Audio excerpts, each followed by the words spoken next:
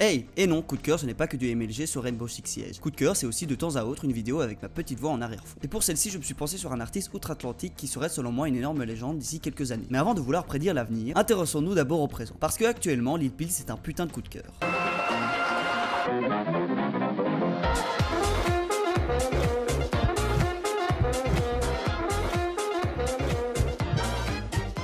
Lil Peep ou Gustavo R est un rappeur américain né le 1er novembre 1996. Ce qui veut dire qu'il a comme signe astrologique Scorpion. Ce qui est ma foi le meilleur signe au monde. Et je ne dis pas ça parce que je suis moi-même Scorpion. Quoi? On s'en fout? Ouais, on s'en fout. Donc Lil Peep grandit à Long Island, dans l'état de New York où il vécut une enfance des plus banales, entouré de son frère Oscar et de ses deux parents, tous deux professeurs. Lil était quelqu'un de très introverti et avait beaucoup de mal à se faire des amis. C'est durant cette période qu'il commença à développer une dépression. Et le seul moyen pour lui de ne pas commettre l'irréparable était de faire de la musique, ce qui lui rendait toujours le sourire. Plus le temps passa, plus Lil abandonna les salles de classe malgré ses bonnes notes pour se consacrer pleinement à ce qui le rendait heureux. Cependant, il termina malgré tout ses études via des cours en ligne qui selon lui étaient bien plus pratiques et moins contraignants pour pouvoir composer ses sons. En 2015, Lil sortit son premier mixage, Leap Day Part 1, qui fut écouté 4000 fois en à peine une semaine. C'était le début d'un succès grandissant qu'il ne pourra maîtriser. C'est en 2016 lors de la sortie de ses deux mixages Crazy Baby and Hello Boy qui se fit remarquer par la presse américaine qui le décrivit comme un soon-tune rappeur ou d'un emo rappeur. Le premier surnom était dû qu'il sortait tous ses sons sur SoundCloud car il n'avait pas encore un label pour produire ses sons. Et le second surnom est à cause de son débit de parole très calme dans ses sons avec une ambiance soporifique mais des lyrics très lourds qui tournent autour de trois sujets en particulier, la drogue, la mort et l'amour.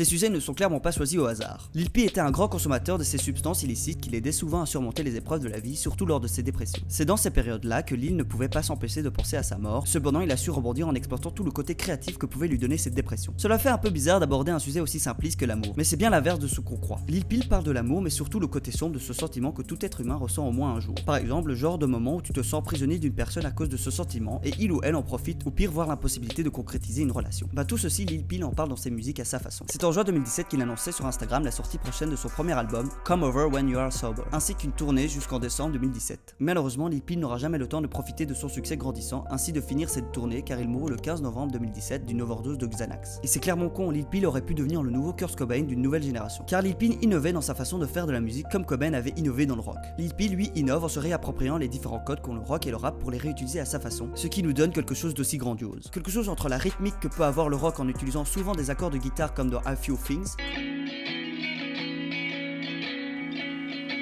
qui justement suivi d'un style lyrics que peut avoir le rap avec des questions en arrière-fond.